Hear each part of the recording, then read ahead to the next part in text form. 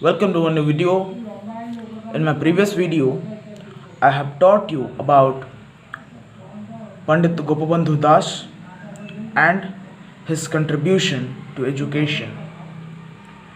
This is the third chapter of Unit 1, 12th Education book.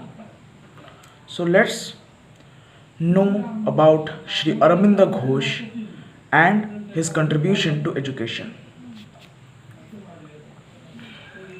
First,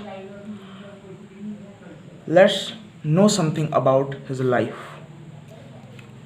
So, Aurobindo Ghosh was born in Calcutta in 1872. Worked as a professor of English at the Baroda College. So, in profession, he was a professor of English at Baroda College.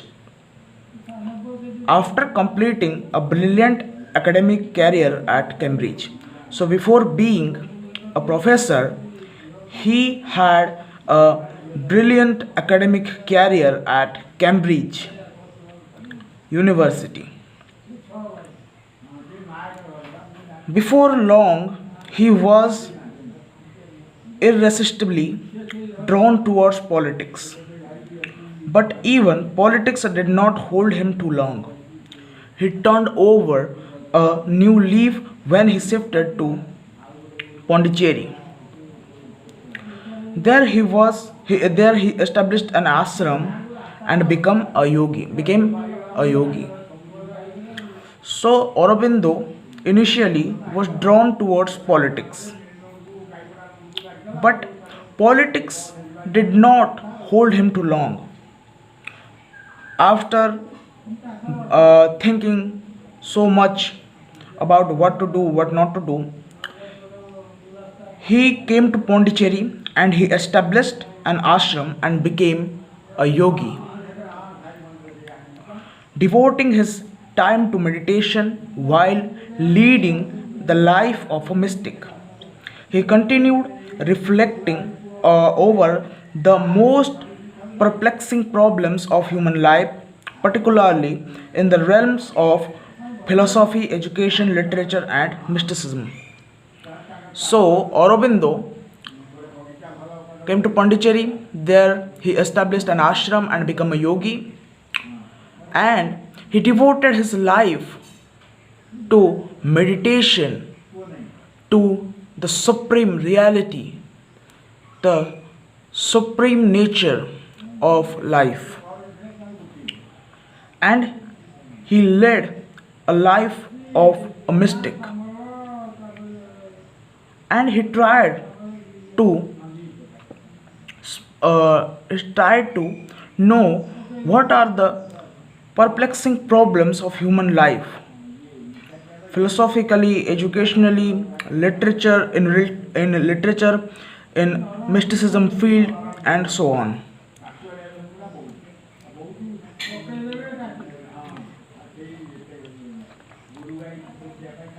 At Pondicherry Ashram, Sri Aurobindo's vision of life broadened as he gained insight into spiritual realms of life. The Oriental and the Occidental culture, the spiritual and the material values, and science and Vedanta so got blended in his vision of life that he emerged as the prophet of sadhana. So Aurobindo's vision of life broadened because he gained insight into spiritual realms of life. He got self transformation and he got a clear vision of what materialism is, what spiritualism is, what is beyond physicality, and why our and how our life should be, why the life is in trouble, the lives of many are in trouble. He gained his knowledge from science, from a Vedanta, and so on, and he emerged as a prophet of sadhana. Sadhana was supplemented by integral yoga and divine life.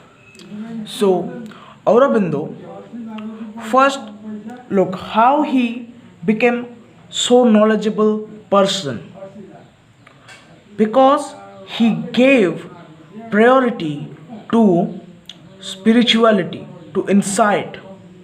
Without insight view, you cannot get that kind of knowledge, that kind of a philosophy as Aurobindo had. And even today, Aurobindo is so much relevant for us, for the whole society, and for Bharat. So, he was a yogi, and his philosophy has a very, very, what you call, a fundamental value. The importance of his philosophy and the significance of his philosophy for today's society is unmatchable. So let's learn about his general philosophy of life.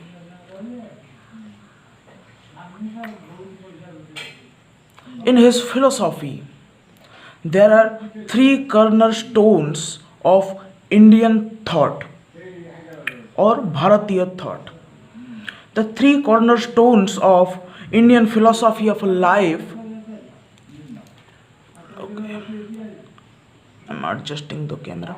Okay, uh, the three cornerstones of Indian philosophy of life are Jnana, Bhakti, and Karma, knowledge, devotion, and work ethic.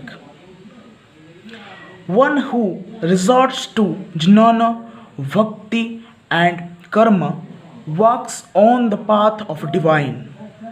Aurobindo objected to exclusive emphasis on them. He did not want to deprive the individual of the variety of life. He believed any such emphasis resulted in lopsided development of personality. So, Aurobindo, in his philosophy,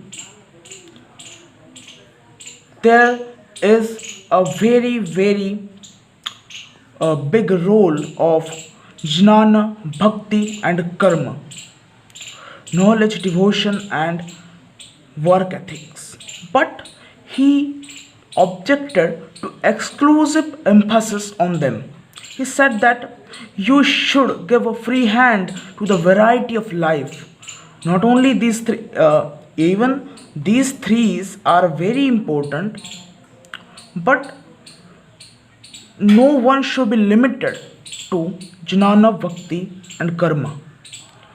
Beyond these three things, there are many things. So he objected the exclusive emphasis on them, and he did not want to deprive the individual of a variety of life.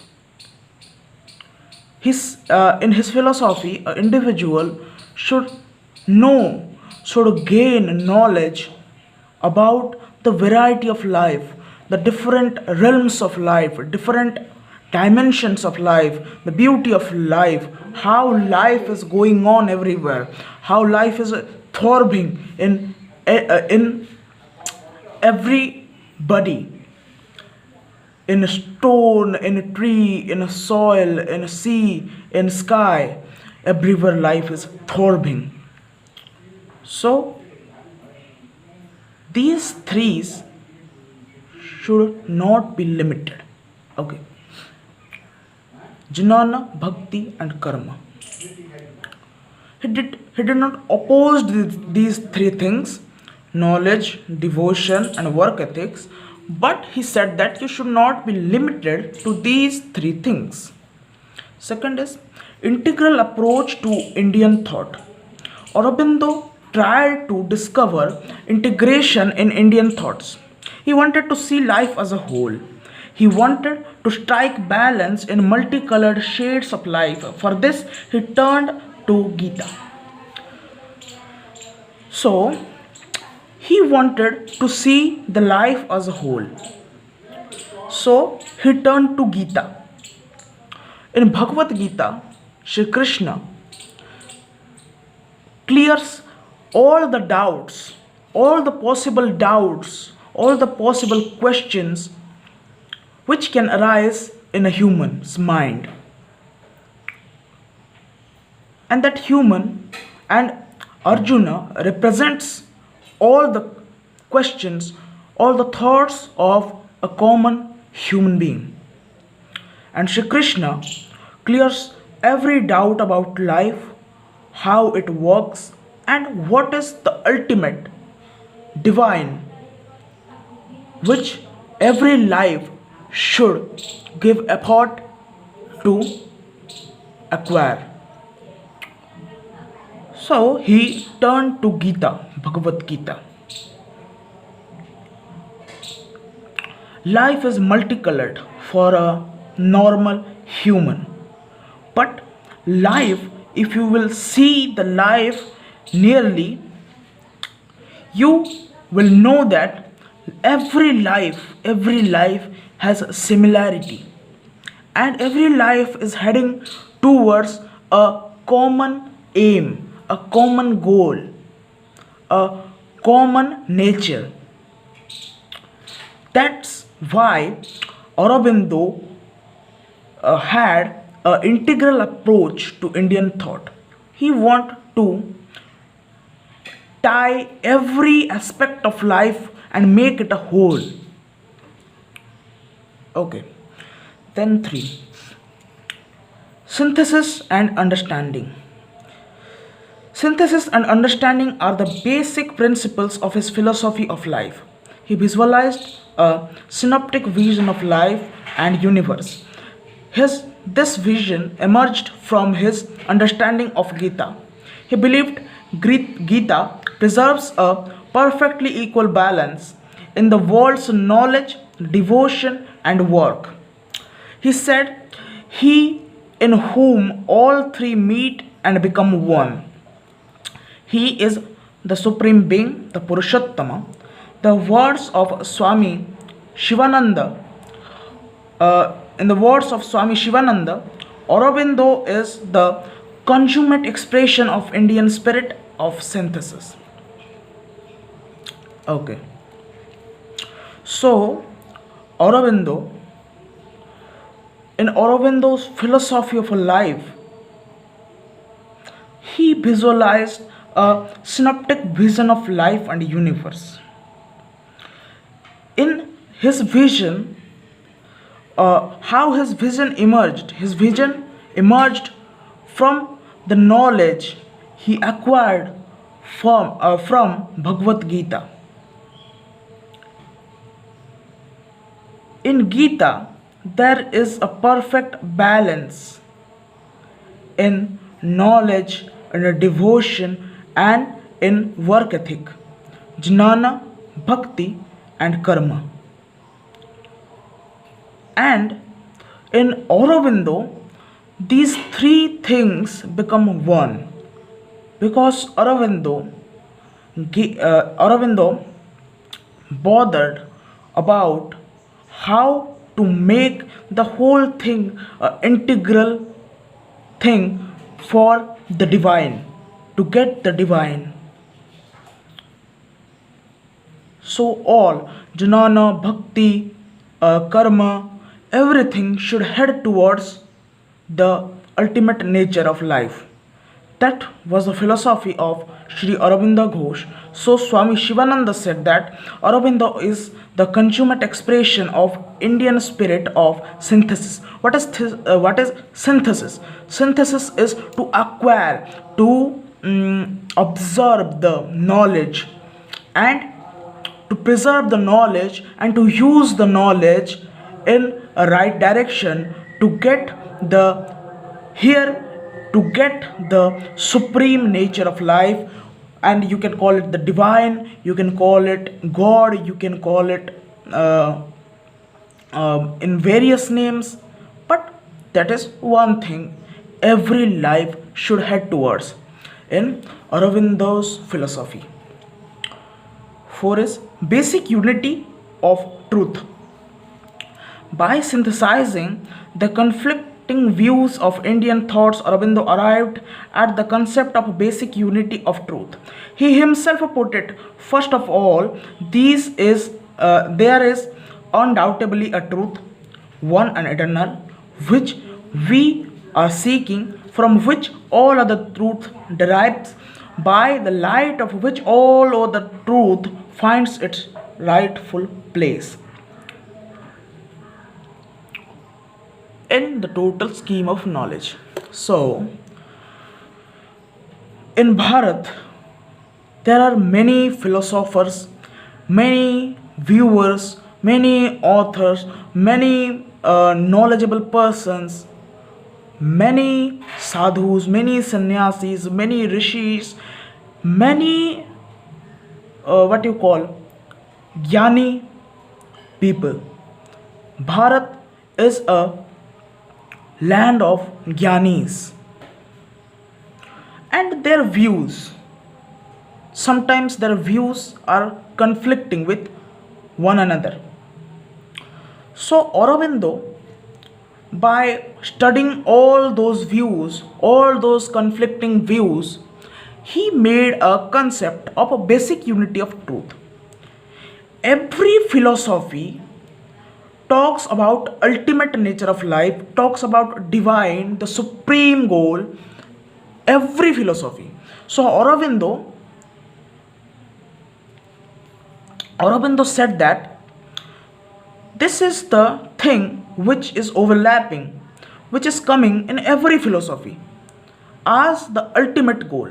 So that ultimate goal, that ultimate truth is undoubtedly there. No doubt. That truth is there, and that truth, people are talking, many knowledgeable people are talking about that truth, giving it various name, giving various path to go there, to get that eternal, that ultimate nature. So Aurobindo said that every other truth derives its light, its rightful place by that eternal truth, and that eternal truth should be our aim. So we should be united when it when it is about that truth.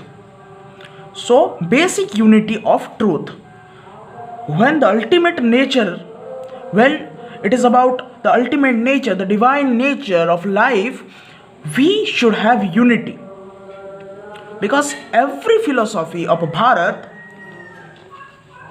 is seeking that ultimate truth, ultimate nature of life, mukti, moksha, mahaparinirvana. That's is that is the aim of every philosophy of Bharat. So we should be united when it is about that truth. Then Purna Yoga. Aurobindo's general philosophy is known as integral philosophy of Purna Yoga. This is because Aurobindo saw basic unity in the general scheme of things and tried to integrate them into a single whole. He tried to integrate the diverse pattern of life into a synthetic pattern. He firmly believed that Purna Yoga helps man to realize the supreme, the Purushottama. For Aurobindo, all life is yoga. So Aurobindo wanted everything to be integral, to come together and be a whole, and to head towards the ultimate nature, to supreme, to realize the supreme and to get the supreme. So Aurobindo saw basic unity in the scheme of things and tried to integrate them in a single whole. He tried to integrate the diverse pattern of life into a integral philosophy, and that was his philosophy, and that is known as Aurobindo's philosophy of life afterwards. Okay, the diversity. There is a there are many diversified patterns in life, diverse people, diverse living, diverse pattern of life, diverse pattern of language. Everything is diverse in Bharat. But Aurobindo is the one who gave effort to integrate them into a single whole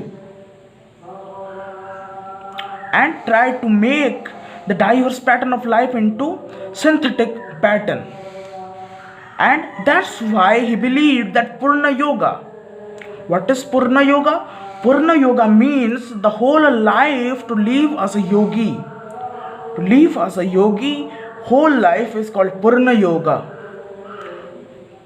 That is the way you can realize the Supreme, the Purushottam. Purna Yoga is over. Then evolution of man and the cosmic process. Aurobindo believed in evolution of a man. According to him, the evolution of a man and the cosmic process follow the same life. He means to say that the individual is in the continuous process of evolution to attain the union of the individual soul with the supreme soul. In his own words, life is not for life alone but for God. There is an inner law and meaning of all things dependent on the supreme. It is this inner law which guides, regulates, and controls the universe and propels it into action. So Aurobindo, in his philosophy, he said that our individual life, is nothing but a part of the supreme life, the supreme soul. Our souls are a small, little fragments of that supreme soul, and we humans are evolving more and more.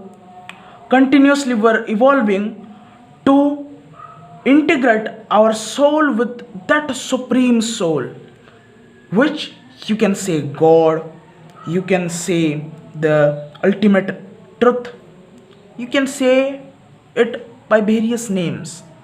But that is one thing everyone is convinced with, that our life is a part of that cosmic, that supreme life which binds everything in a string, and everything is active. A bird is active, a tree is active, a grasshopper is active, a frog is active. How? Because the supreme nature is propelling them into action. The universal, the cosmic power, the Shakti, the supreme is propelling them into action. That was his philosophy. Life is not for life alone, but for God. God, you can say ultimate nature, ultimate life, the supreme, the one and only. You can say it by many names, but that is what we should head towards, and we are evolving to get that ultimate nature. Okay, then the ultimate goal, I already told about that, so you need not okay, I only read it, I should read it. Man will become a supermind. Supermind will have a supermental consciousness, consciousness of Satchitanand, truth, self, bliss, truth, beauty, goodness.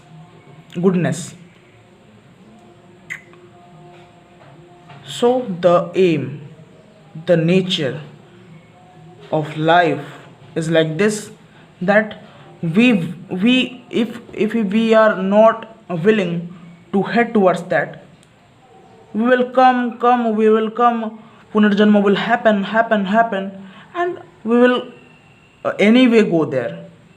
But to go by the flow and to go by your will is two different things. Aurobindo, by educating the human, he wanted to make all the human beings to head towards that ultimate nature by will.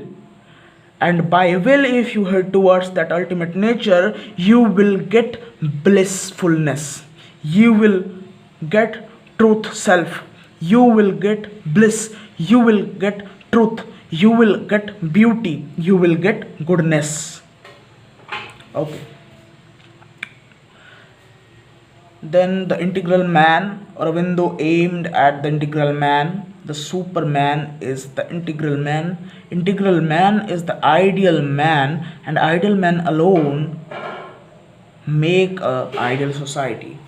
So he basically wanted to educate the man. By educating a man, the man will educate the society, and the society will educate the country, and the country will educate the whole world. Importance of spiritual element, a human cycle. Aurobindo regrets the neglect of a spiritual element, which is responsible for the decay of human society. So without spirituality, you will become like Hamas, you will become like Hezbollah, you will become like Jaish Muhammad, you will become like ISIS.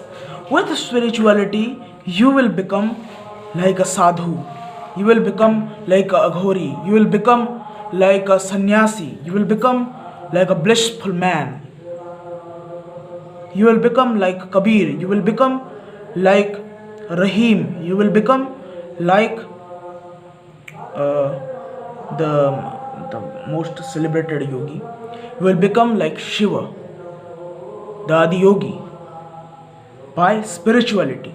Without spirituality, you will become terrorist.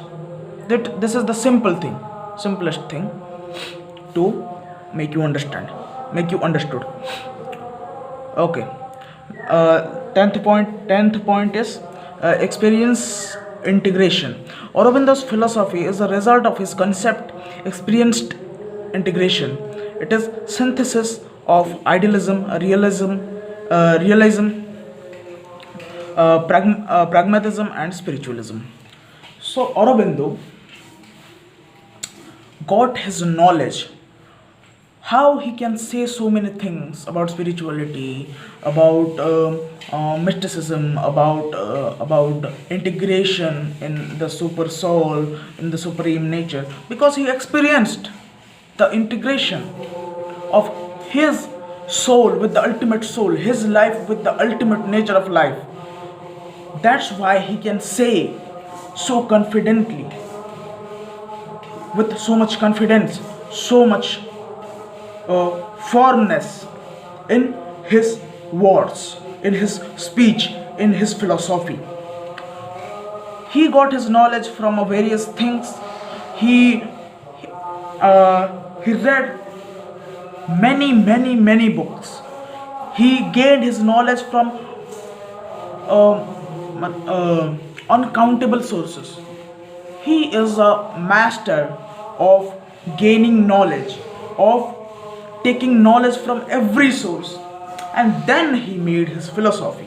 So his philosophy is the most relevant, most significant philosophy for our society, today's society.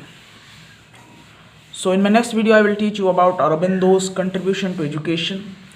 This video is about Aurobindo's general philosophy of life that will help you not only in exam but also in life.